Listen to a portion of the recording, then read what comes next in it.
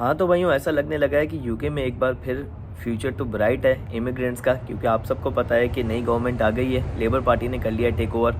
आते ही बड़ा दबंग किस्म का स्टार्ट लिया है। स्टार्ट लेकर कुछ पॉलिसीज़ को चेंज किया है। जैसे ही कुछ चेंज किया, इससे जो है वो सबकी जो है वो उम्मीदें जो है वो एक तरह से फिर वापसी आ गई। ख़ास तौर पे स्टूडेंट्स जो कि सितंबर में इनटेक में आना चाह रहे थे, और इसके अलावा वो लोग जो कि वर्क वीज़ा के ऊपर आना चाह रहे थे और 15,000 20,000 पाउंड खर्च करने के चक्कर में थे। लेकिन मसला यही था, समझ ये नहीं आ रहा था कि आने वाले फ्यूचर में क्या होगा, क्योंकि पुरानी गवर्नमेंट ने जिस तरह की पॉलिसीज़ बनाई थी उससे तो एक तरह से ऐसा लगने लगा था कि हमारा सबका जो है वो प्रोग्राम जो है वो बढ़ गया है।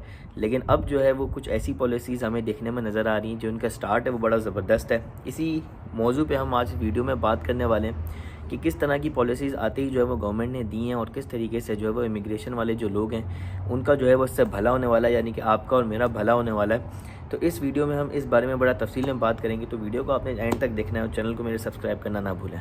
तो भाइयों, ये तो बहुत बड़ा फैक्ट है कि जितना नुकसान हमारे अपने लोग हमारा करते हैं इतना कोई और बाहर वाला नहीं करता।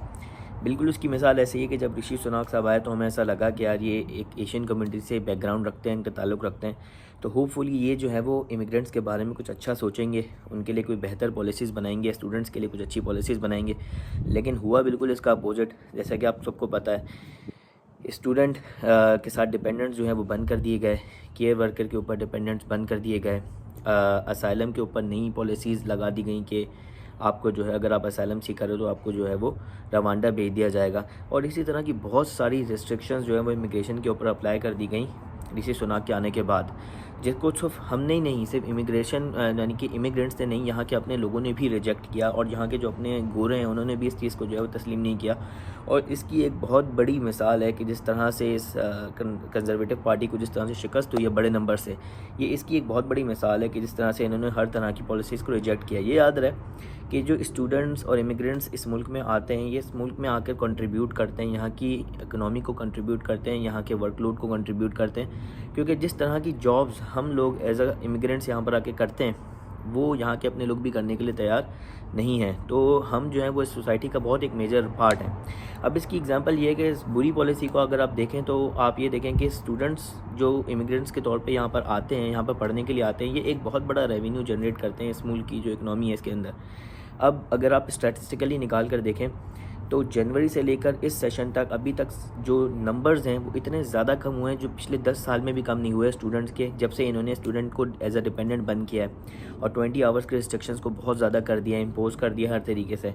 तो अब लोग जो हैं यहाँ पर बच्चे पढ़ने आना जो है उन्होंने बंद कर दिया और कम कर दिया है, ठीक है ना।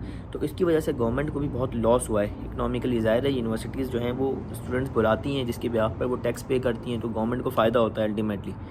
तो ये सारी जो थी वो बुरी पॉलिसीज़ थी, ख़राब पॉलिसीज़ थी, जिसका गवर्नमेंट को बहुत ज़्यादा नुकसान हुआ है।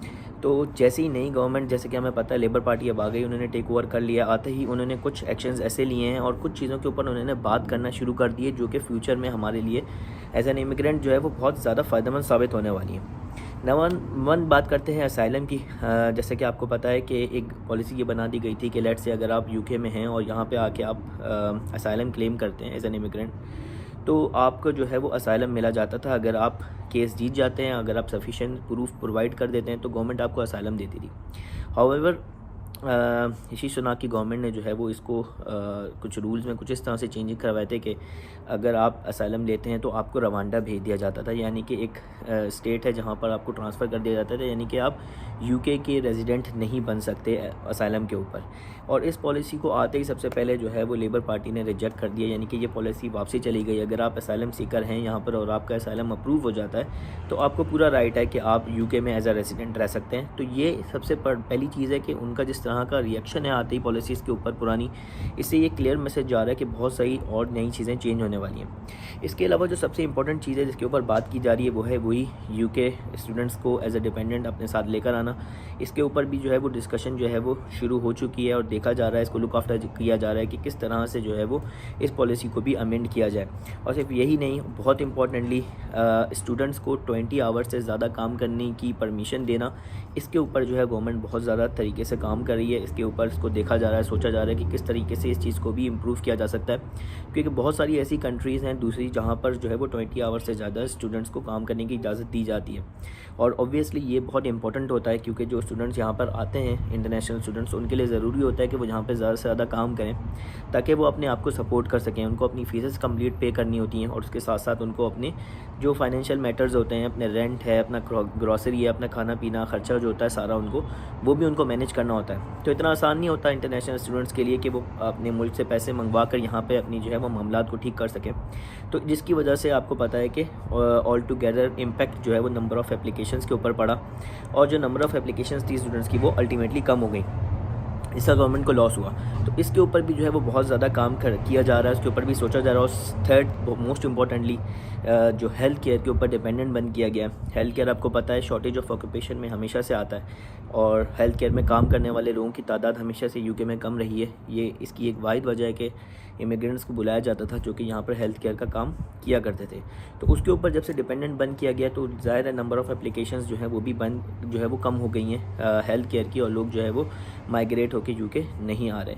तो इसके ऊपर भी जो है वो गवर्नमेंट जो है वो लुक आफ्टर कर रही है इस पॉलिसी को, और होपफुली ये मेजर जो चेंजेस जो पिछली गवर्नमेंट में जो आए थे उसके अंदर जो है वो ऐसा लग रहा है, तवक्को है कि बहुत ज़्यादा इसके अंदर अमेंडमेंट होगी, या फिर इन पॉलिसीज़ को रिवाइज़ कर दिया जाएगा, यानी कि बैक टू नॉर्मल कर दिया जाएगा।